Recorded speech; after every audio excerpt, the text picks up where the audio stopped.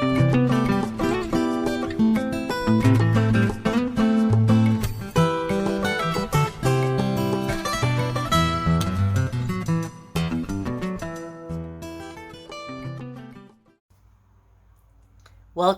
to another episode of Art Throughout the Ages, where I teach you about people in history or civilizations or cultures that we want to imitate and make our own versions of. Before I get into today's lesson, I want to tell you a little bit about the artist.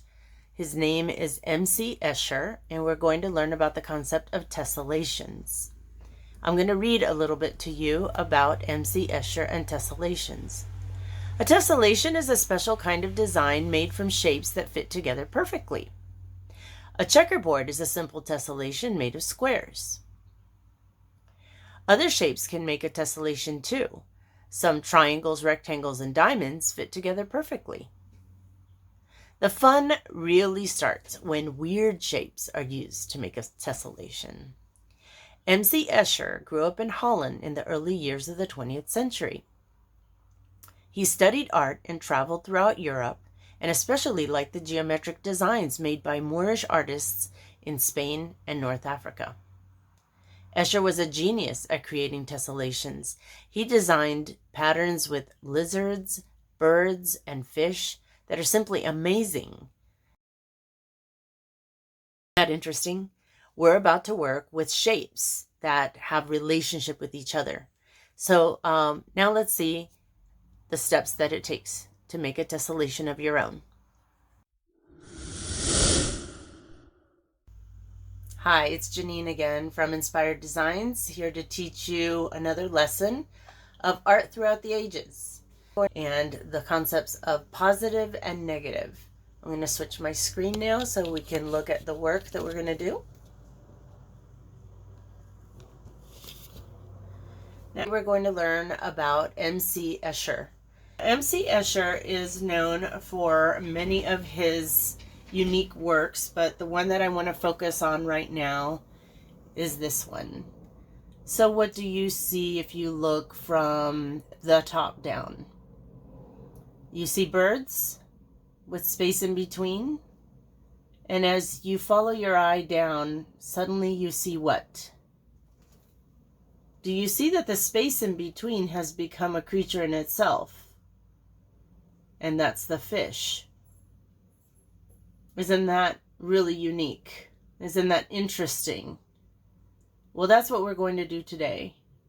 We're going to work with the positive shapes and make something out of the negative shapes, which means of the space in between. We start by picking out any of these shapes that I have pre-cut for you. They are not defined in any way. They don't look like anything. They're just a shape. I have many of them.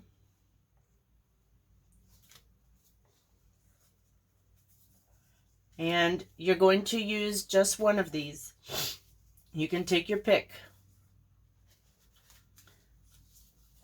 Or if you're at home and you didn't receive something from me, cut out of cardstock or out of file folders a shape that means nothing, with curves, with angles. Do not let your brain tell you what to make. Just use a shape that means nothing to you right now. We're going to put those shapes, we're going to trace them side by side, touching constantly, row after row. So I want you to pause the video here until you're finished. Place your stencil against your paper. Let's see if I can find the one that was used here. It's fine if I can't. Place your stencil at the beginning of your paper. Hold it still. Pencil around your shape. Then lift your stencil and put it in the next place, touching the design you just made. And keep doing that repetitively until you have filled the page. Right now it should mean nothing to you. It's just shape after shape after shape. Pause here until you have finished the page.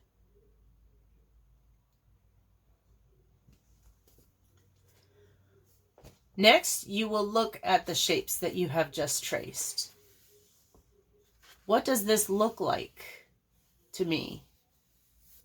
What could that be? What could this be?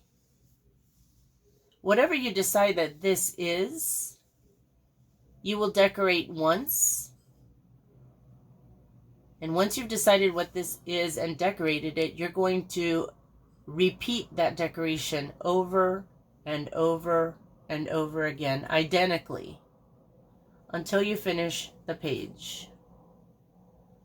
Pause here until that process is finished.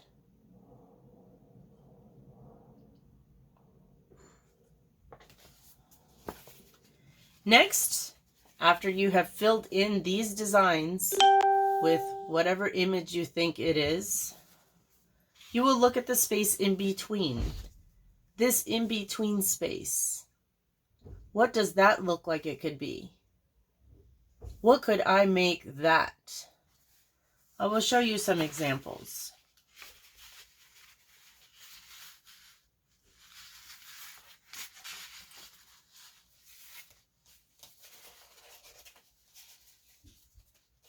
One of these shapes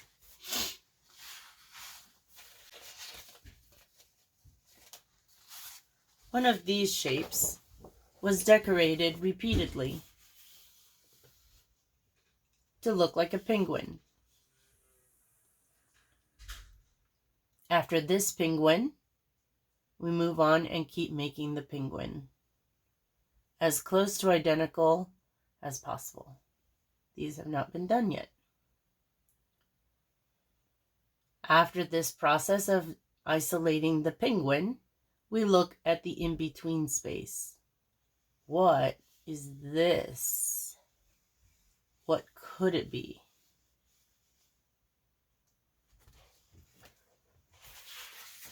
This person decided that in-between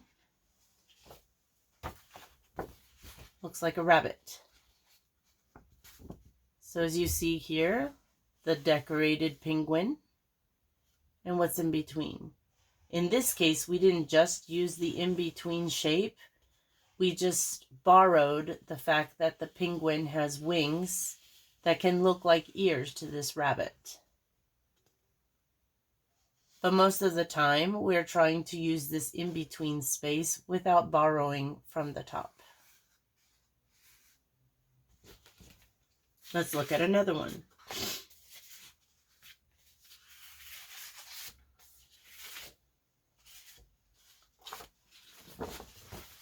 This shape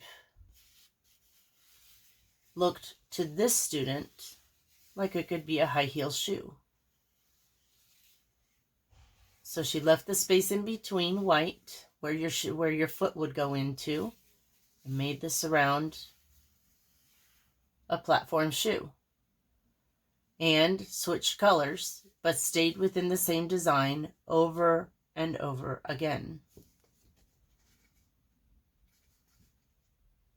In this case, purple stayed all the way down. Red stayed all the way down, but you can see that the design slid over a little bit with each row. So what did this student see in the in-between? The full shape is right here. And the in-between to this student looked like part of a duck. And so the design was repeated over and over again until this work of art looks to the eye like high heel shoes and ducks. And each person will pick up maybe the ducks first or maybe the high heel shoes. Don't worry if sometimes one of your designs, either the positive or the negative, are a little harder to decipher. Maybe that high heel shoe isn't really clear to you. That's fine. Maybe the penguin is the first thing you see because it is so bold. But it won't be long before this little nose and whiskers calls your attention to the fact that that is a rabbit. So now it's your turn. Pick a shape that means nothing by itself, and you're going to create what it means. This is the positive. And you're going to decorate that all the way throughout your substrate, your canvas, your paper, whatever it is that you chose to do this on. And after you finish all of them, you will analyze this in-between space, and you will create something else from it. You can do all this in markers to be pretty vibrant. You can also work in paint, and you could do it in color pencils. In these cases, you can see that markers were used to be bold and vibrant. Another word for this concept is tessellations. And tessellations is a special kind of design made from the shapes that fit together perfectly. Now, take your time, make yours, and make sure that you fill the page from edge to edge. And let's see what you come up with. Have fun.